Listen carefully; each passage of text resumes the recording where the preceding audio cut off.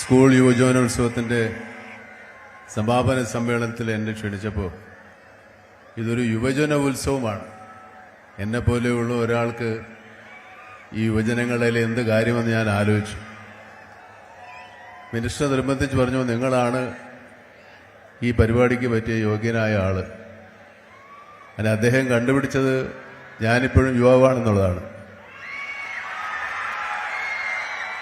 പക്ഷേ അത് കാഴ്ചയിലേ ഉള്ളൂ കേട്ടോ.